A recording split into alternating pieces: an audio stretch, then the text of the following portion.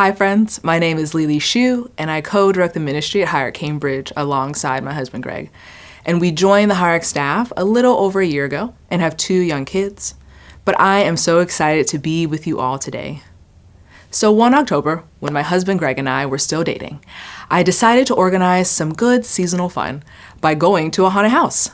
Not some cute Pinteresty neighborhood space, but the kind we have in the South, a citywide tourist attraction made out of an old Roses discount store. Greg had never been to a haunted house, so I thought it would be fun to experience together in our youth. Now I want you to imagine how you would respond to something scary or frightening. You cower, you scream, run away. At the haunted house, this is what you're paying for. And I got what I paid for. I was terrified. I covered my eyes. I tried to get through as fast as possible.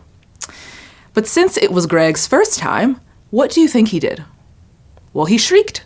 With laughter. Yes, Greg laughed. When the guy with the pig head and chainsaw jumped through the bloody curtain, I nearly died of fright. But Greg literally said, "Wow, good job," or "You got me." Afterward, I needed to get my heart rate down, and Greg was all smiles. Differences between people are normal. We all experience the world differently, right? Based on if we're introvert, extrovert, planner, free-spirited, talker, listener. And of course, we can fall somewhere in between any of these traits. But Greg and my reactions to the haunted house, that was pretty strange. I was terrified, which was the point, but Greg was tickled. What's wrong with him? I was confused, but really, I was experiencing envy. I wish that I could have been less afraid. I began to think of and call Greg a weirdo, not really the intended outcome of our date. And it is natural to compare and notice differences, right? My toddler watches Sesame Street, and there are one of those things is not like the other type of games to help us notice differences. In elementary school, we learn to understand patterns. What comes next? Or a good old Venn diagram to help us compare and contrast things. And as adults, we use our skills in comparison to assess stats like basketball free throw percentages, the popularity of political candidates, prices of items across Black Friday sales, pros and cons of remote versus in-person learning. Comparing people is natural too. Tall, short, athletic, clumsy, chatty, reserved, conservative, progressive. And being aware of people's physical, cultural, and historical differences help us move beyond assuming that we're all the same, which can be hurtful in many ways. But when we realize we aren't the same, we face another problem. We start to compare ourselves, which can be especially dangerous when we ignore the feelings that this stirs up in us. We wonder how we measure up or don't to others. We view someone's differences as wrong or weird, good or bad. We experience jealousy, resentment, unworthiness, and inability to relate. I'm right and they're wrong, or I'm wrong and they're right. As a child of an interracial and intercultural household while in America, I got a front row seat to the importance and challenge of when people make comparisons. My dad is Black American and my mom was born in the Philippines. They each had their own ideas of what was right, appropriate, acceptable, and familiar for them and their children. Each of my parents brought their own cultural understanding into decision-making, which had its obvious disagreements. For example, my mother grew up in a village in a country where there isn't privacy. Building materials are thin, homes are packed in densely. Privacy was a must for her and her family's safety. So when my parents married and moved to America, she wanted a huge 10-foot tall fence around our home. So none of that friendly neighbor stuff. But as a Black American, my dad had the mindset that we do not draw attention to ourselves. A tall fence would cause neighbors to be suspicious or even call the cops. And we moved 3 times as a family, and so the fence question came up every time. My parents had reasonable responses based on their own experiences and logic. They each wanted to do what was right, appropriate, or familiar to them, and yet they butted heads. Many of us have experienced this. How many of you have experienced this before? How do you respond to differences? How often do you compare yourself to others? You want to do what's right or familiar, but it's not received well. What feelings arise and what happens when others disagree with you?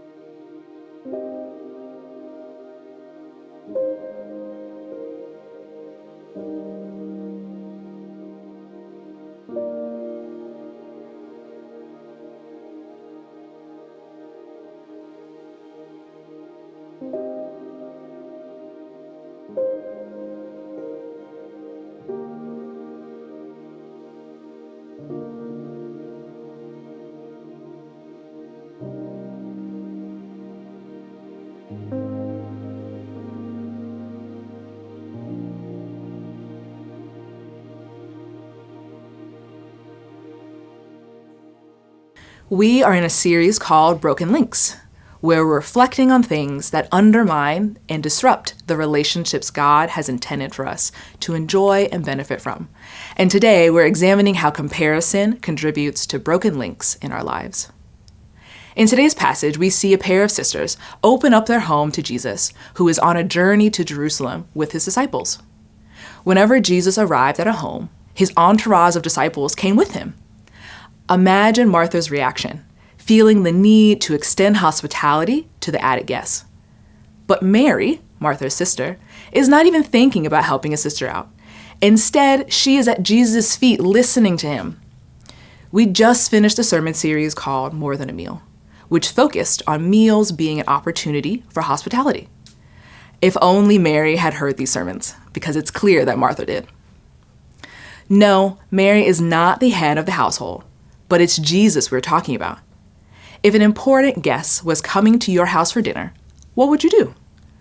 The least Mary could do was help Martha set the table, tidy up, or welcome guests in. Alas, all the hospitality roles were left to Martha. And I understand Martha's frustration.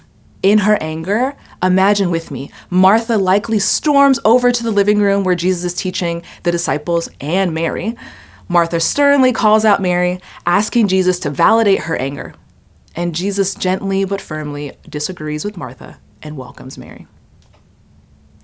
But if you grew up going to church and read this story before, you know the correct reading is that Martha was distracted and missed the opportunity to be with Jesus, which is true. But Martha is doing what she knows. She is a Jewish woman in a specific time and culture. These women cook, serve, and care for their husbands, kids, family, and guests. N.T. Wright shares that in that culture, as in many parts of the world to this day, houses were divided into male space and female space, and the male and female roles were strictly demarcated as well. The normal and right thing to do was for men to be in male space and women to be in female spaces. So picture with me.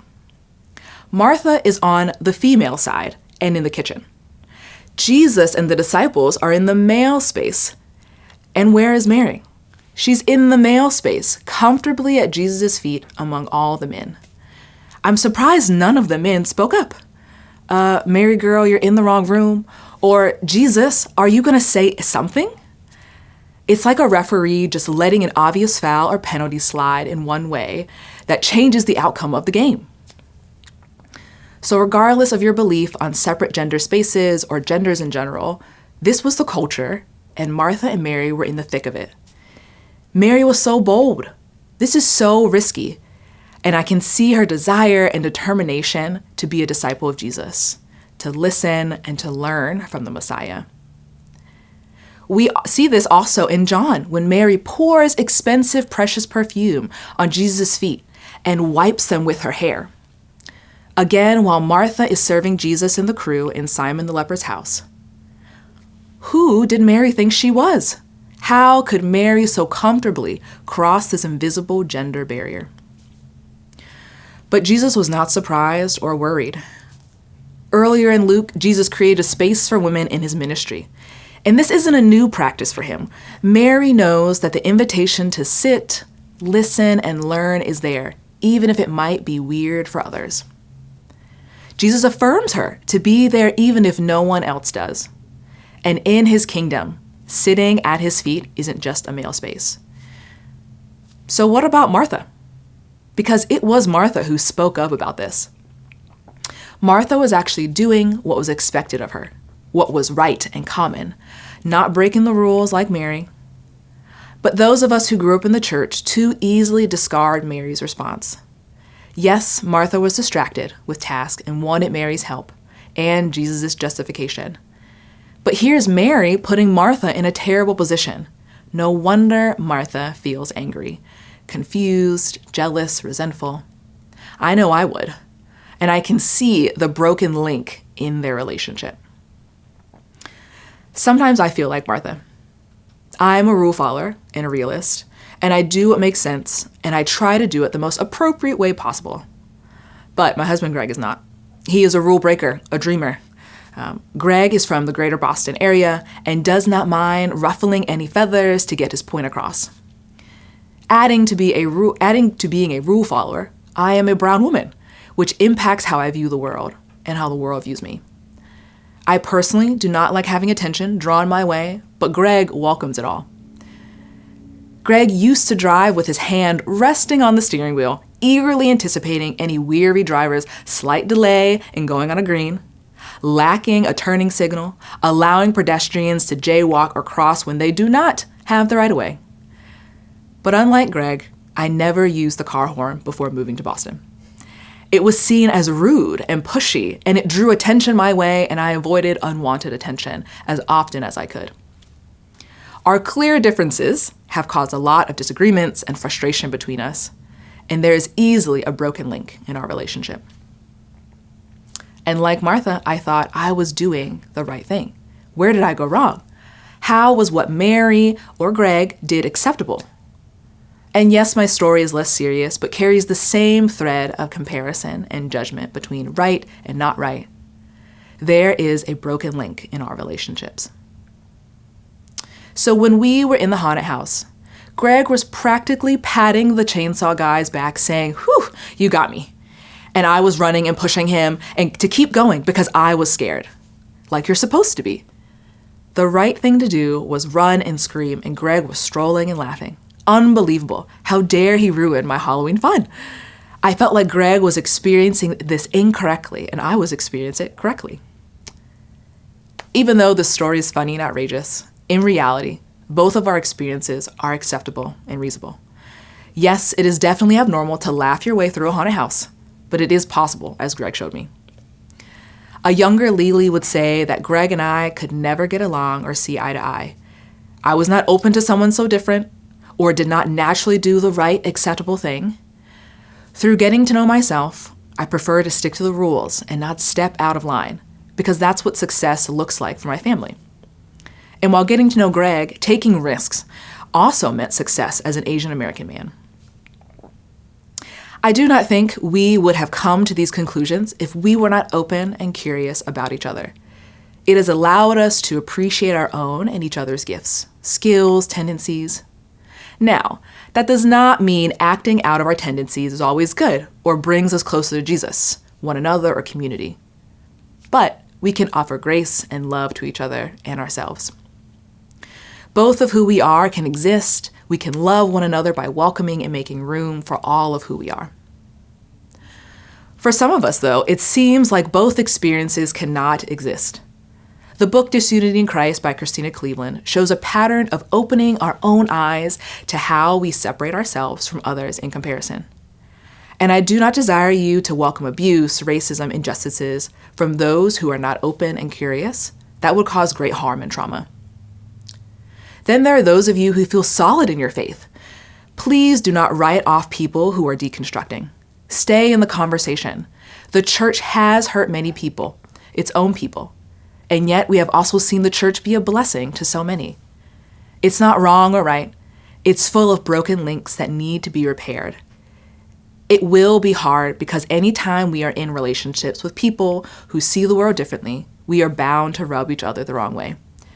But if we can take the time to pause and process and return to relationships with curiosity, perhaps we can live in a third way where both groups of people can exist. So how do we actually do that? Live in this third way. It starts with being curious. Curious about yourself and curious about others. So let's begin with curious about yourself. In verse 41, Jesus says, "My dear Martha," Jesus graciously and tenderly names and assures Martha that he sees her. Have you ever thought that who you are, your culture, lived experiences, skills, identity, can be a gift to others, even in this community? We do not have to fear being curious because we know that we are dear to Jesus. And if you're taking notes, I want to challenge you to name 3 skills, life experiences, or fruit of the Spirit you bring to community. If you are shy about boasting about yourself, ask someone who knows you to prayerfully share the gifts they see in you. A former supervisor generously shared a spreadsheet of skills to my next supervisor, and it was life-giving. I didn't even know I could be seen in these ways. But another option is taking a trusted personality test like StrengthsFinders, Myers-Briggs, or Enneagram. And the hope here is that by knowing more about yourself, then you are open to correction and formation. Next, we can become curious about others. Are we curious about our neighbors?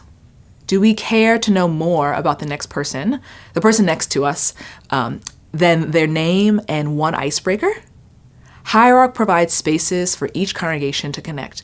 We have online coffee hour, fellowship or soul food, greeting time, discussion in the service. Obviously, we are not going to connect deeply with everyone, even though some of you hope to. However, we can start with being present in these spaces and having those first few awkward questions out of curiosity. And if you are connected in community, then invite others in by sharing what gifts you see in them. So I wonder for Martha and Mary if both of who they are can possibly exist. I wonder if Martha's familiarity to culture and Mary's countercultural mindset could both exist in their relationship with Jesus. My hope is that Martha does not have to stop ignoring her culture, and Mary does not have to stop taking risks against her culture to be in a relationship with each other and with Jesus. And I believe God invites all of who we are. In community, comparison can be a weapon or a gift. When Greg and I joined staff with Hierarch at the Cambridge campus, we started to butt heads. We have never worked in this capacity as equals and just had plenty of friction points when it came to decision making and leading. And while we were praying one night, we felt God bring up our differences. God highlighted that our differences could make or break us. Our differences could pull us apart or bring us together. And we've chosen to bring our gifts, tendencies, and curiosity into leading the Hierarch Cambridge community. We make room for each other, and we are able to see God in us, each other, and the Hierarch Cambridge community. So wherever you are, I pray that you know that you are a gift to anyone in any community. Our differences are and can be used to build up and strengthen a community.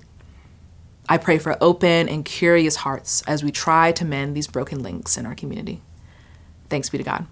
Amen.